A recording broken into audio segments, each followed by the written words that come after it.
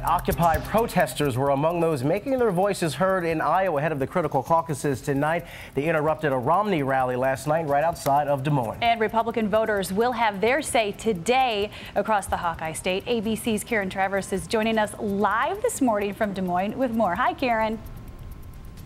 Good morning, Paula. Good morning, Rob. For now, every Republican contender is vowing to stay in this race no matter where they finish. But for several campaigns, these certainly will be the final hours.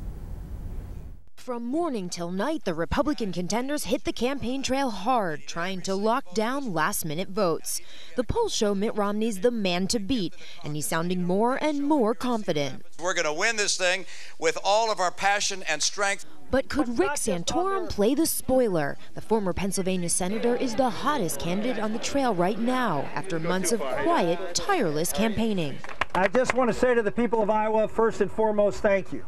I don't know what's going to happen tomorrow night, but this has been an amazing experience. With growing support from evangelical Christians, Santorum has surged. On the trail, he's emphasizing his strong opposition to abortion and same-sex marriage. He is a social conservative, and he appears to be a genuine, honest person.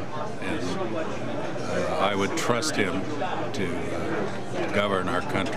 For the rest of the field, it's a fight to stay out of last place. Newt Gingrich vowed to run a positive campaign, but for weeks he's been pummeled by millions of dollars in negative ads from an independent group of well-financed Romney supporters. With his campaign flailing, Gingrich is lashing out. Romney, in the end, is in a culturally hopeless position. What do you mean? He's a Massachusetts moderate in a conservative party.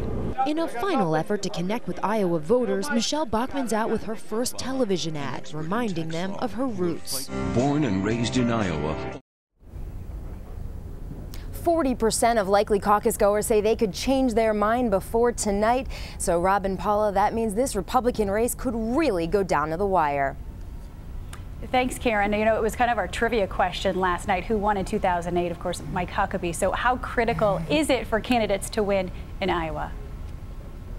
Paula, history shows you don't have to win here in Iowa to win the Republican nomination. In fact, Iowa voters have a mixed record when it comes to picking the eventual winner. Over the last 40 years, they've only done it half the time. And remember, Mike Huckabee won in 2008. John McCain, he got fourth. And we all know how that turned out for John McCain. But tonight will be very critical for Mitt Romney. He has a lot of momentum going into this caucus. He is sounding like somebody that's expecting to win.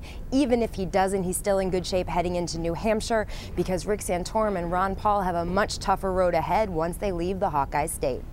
All right, Karen, in 24 hours from now, could we be seeing a game changer, perhaps? The 40% of those likely caucus goers that say they could change their mind, they are the potential wild card here because it depends on who they throw their support to. This also could be a very bad sign for Mitt Romney. If he starts to lose supporters and they start going over to Rick Santorum, he could pull out the win. He has certainly been surging on the campaign trail, large enthusiastic crowds. Rick Santorum is the guy to watch tonight. Going to be interesting. All these months of campaigning comes down to tonight. We'll all be watching. Thanks, Karen, live for us again from Des Moines this morning. Appreciate it. Yeah, thanks, Karen. And in just 4 days, we're going to turn our attention to the New Hampshire primary and our debate in Manchester. George Stephanopoulos and Diane Sawyer co-host the GOP Showdown this Saturday night, starting at 9 Eastern, 6 Pacific. Of course, you can catch all of it right here on ABC.